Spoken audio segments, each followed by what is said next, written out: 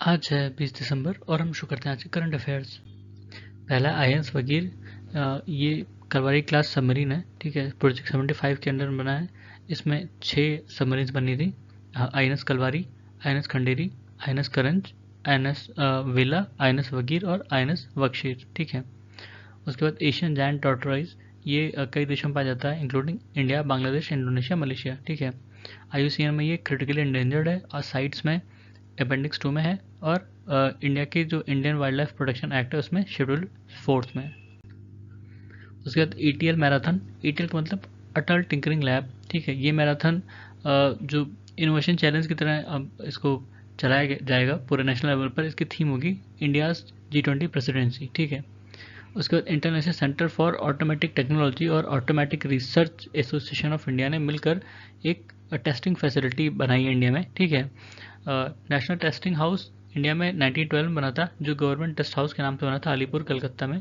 अब ये ministry of consumer affairs, food and distribution, public distribution के अंडर में आता है। ठीक है, उसके बाद INSV तरिणी, ये जो 50th एडिशन केप टू रायो रेस होगी 2023 में, उसमें पार्टिसिपेट करेगा।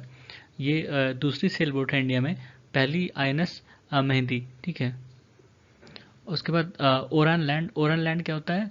ये ओएसिस टाइप का होता है। ओएसिस मतलब जहाँ बीच में पानी होता है। अक्सर आपने देखा होगा रेगिस्तान में दिखाते हैं, बीच में पानी रहता है और किनारे किनारे पेड़ वगैरह रहते हैं। ठीक है, उसको ओएसिस कहते हैं। तो ये कम्युनिटी कंजर्व्ड सेक्रेड स्पेसेस हैं इंडिया में। ठीक है, जहाँ पर मतलब पेड़ को काटना एकदम प्रोहिबिटेड है, वहाँ कोई काट नहीं सकता, लेकिन ग्रेजिंग अलाउड रहती हैं। फिर union minister for road transport and highway ने इंडिया का पहला surety bond insurance product launch किया है।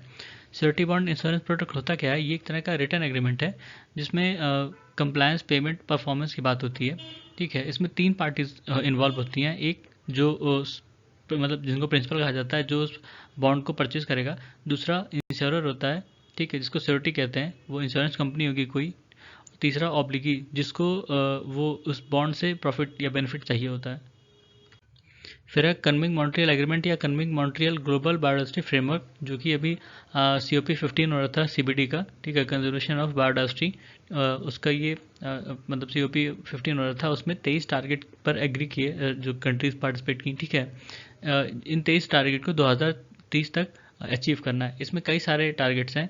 ठीक है, खासकर एक इसमें स्पेशल है जो 30x30 करके, उसका मतलब है कि 30% लैंड और वाटर को बचाना है 2030 तक। ठीक है, इसमें ये भी इस एग्रीमेंट में ये भी बताया गया कि जो डेवलप कंट्रीज़ हैं या रिच कंट्रीज़ हैं, वो हर साल 20 बिलियन देंगी 2025 तक, और उसके बाद 2030 तक हर साल $30 बिलियन देंगी। ठीक है, ग्लोबल इन्वायरमेंट फैसिलिटी से रिक्वेस्ट की गई कि वो एक स्पेशल ट्रस्ट फंड बनाएगा इसके लिए, इस कन्मिंग मॉन्ट्रियल एग्रीमेंट के लिए। ठीक है, फिर carbon market, article 6 Paris agreement का ये बताता है कि कोई भी कंट्री अपने नेशनली डिटरमाइंड कंट्रीब्यूशन को फुलफिल करने के लिए इंटरनेशनल कार्बन मार्केट का सहारा ले सकती है। ठीक है, कार्बन मार्केट की बात करें तो ये एक तरह का टूल है जिसमें कार्बन एमिशन पर प्राइस लगाई जाती है और उसको बेचा जाता है। ठीक है, एज अ क्रेडिट या अलाउंस के तौर पर।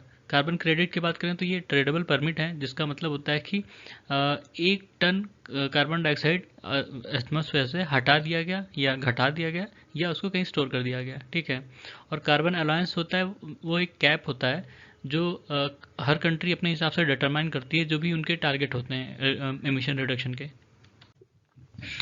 कार्बन मार्केट बेसिकली 2 तरह के होते हैं, वॉलंटरी मार्केट और कंप्लायंस मार्केट।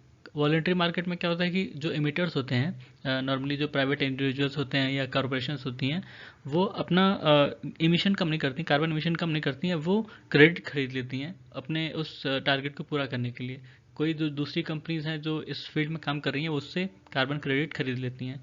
कंप्लायंस मार्केट वो होते हैं जो मतलब जो गवर्नमेंट वगैरह सेटअप करती हैं, जिनको अपनी पॉलिसीज़ के थ्रू। ठीक है, उसमें जैसे उन्होंने एक प्राइस कैप, एक एमिशन कैप लगा दिया कि इस सेक्टर से इतना ही एमिशन जनरेट हो सकता है। ठीक है, यूरोपियन यूनियन ने अपने यहाँ एमिशन ट्रेडिंग सिस्टम लाया था 2005 में।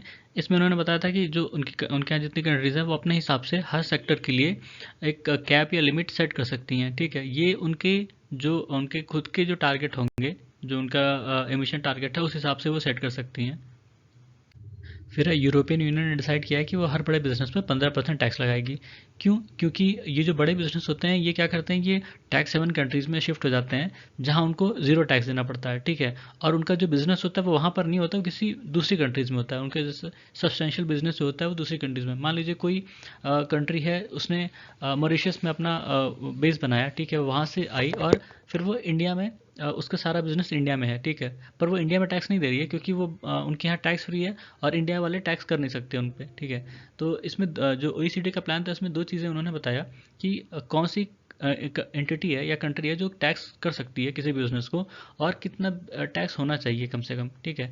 तो उस हिसाब से दो ये चीज़ें सेट हुई कि जहाँ पर सब्सटेंशियल बिजनेस होगा वो कंट्री भी इनको टैक्स कर सकती है, प्लस हर कंट्री कम से कम मतलब एक एक लिमिट सेट करेगी। जैसे यूरोपियन यूनियन ने 15% कहा है, ठीक है, तो मान लीजिए 15% ही सब, वो 15% टैक्स वो करेंगे उस पर, ठीक है, उस बिजनेस पर, ठीक है। तो ये था आज के हमारे करंट अफेयर। सुनने के लिए धन्यवाद।